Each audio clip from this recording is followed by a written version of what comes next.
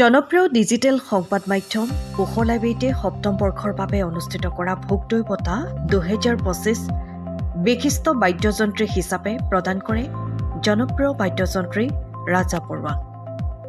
এই বৰ্ষত ভোগদৈ বঁটা হিয়াৰামঠু প্ৰাণৰ শিল্পী জুবিন গাৰ্গৰ সোঁৱৰণিত প্ৰদান কৰা হয়। যোৰহাট থিয়েটাৰত অনুষ্ঠিত কৰা সপ্তম বাৰ্ষিক ভোগদৈ বঁটা হিয়াৰামঠু জুবিন গাৰ্গৰ সোঁৱৰণত বিশিষ্ট বাদ্যযন্ত্ৰী ৰাজা বৰুৱাৰ লগতে বিভিন্ন শিতানত 12জন ব্যক্তি যুৱক যুৱতীক এই বৰ্ষত ভোগদৈ বঁটা প্ৰদান কৰা হয়। চাৱাহক ভোগদৈ বঁটা লাভ কৰি বিশিষ্ট বাদ্যযন্ত্ৰী ৰাজা বৰুৱাৰ মনৰ অনুভৱ। তো পাব পৰাটো এটা বৰ ভাল কথা। বঁটা পালে মানুহৰ মনত কাম কৰাৰ উৎসাহ বাঢ়ে। গতিকে বঁটাটো মই যোৰহাটবাসীৰ মৰম হিচাপে গ্ৰহণ কৰিছোঁ, আশীৰ্বাদ হিচাপে গ্ৰহণ কৰিছোঁ। আৰু আচলতে তেওঁলোকে মোক আজি সপ্তম বছৰৰ বঁটা প্ৰদান হৈছে। মোক 3 বছৰমান সদায় ফোন কৰে এইটো সময়ত। আৰু জুবিন গাৰ্গৰ এনেকুৱা হয়, সেইটো ডেটতে জুবিন গাৰ্গৰ প্ৰগ্ৰেম থাকে, গতিকে মিলাব পৰা নাছিলোঁ। এবাৰ মিলিছে, গতিকে আহিলোঁ। বঁটাটো আচলতে মই তেখেতসকলৰ মৰম আৰু আশীৰ্বাদ বিচাৰিয়ে আহিছোঁ। বঁটাটো নাম দিছে তেখেতসকলে ভোগদৈ বঁটা।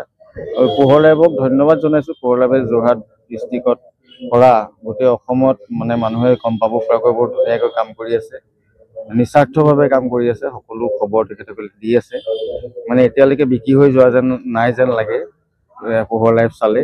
আৰু মোৰ লগত এটা পুৰণা সম্পৰ্ক আছে। মোৰ আজিৰ পৰা 4-5 বছৰ আগতে মোৰ এটা ঘৰতে গৈ ইণ্টাৰভিউ কৰিছিলে। মানুহে খুব ভাল পাইছিলে কথাটো। মোৰ গোটেই ঘৰৰ সমস্ত পৰিয়াল আছিলে ইণ্টাৰভিউটোত।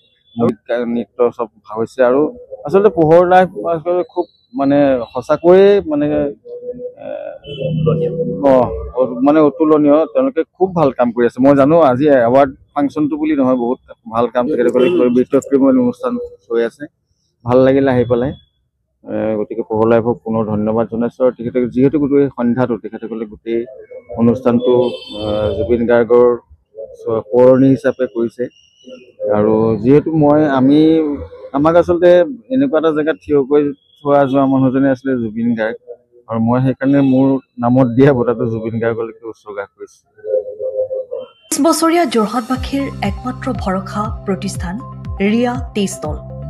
হয়, যোৰহাট পুৰণি বালিবাট স্থিত বিজি পথত আপোনালোকৰ আপোন আৰু ভৰসাৰ চাহ, মিঠাই, বিভিন্ন সুস্বাদু সমৃদ্ধ বিপণী ৰিয়া টি ষ্টল।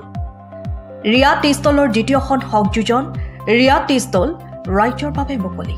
ইয়াত নানান ধৰণৰ বিস্কুট, ব্ৰেড, সুস্বাদু পেষ্ট্ৰি, কেক, চাহ, কফিৰ লগতে বাৰ্থডে কেক উপলব্ধ। লগতে অৰ্ডাৰ মতে যোগান ধৰা হ'ব। তেনেহ'লে পলম নকৰি আহক আপোনালোকৰ প্ৰিয় বিপণী ৰিয়া টি ষ্টললৈ।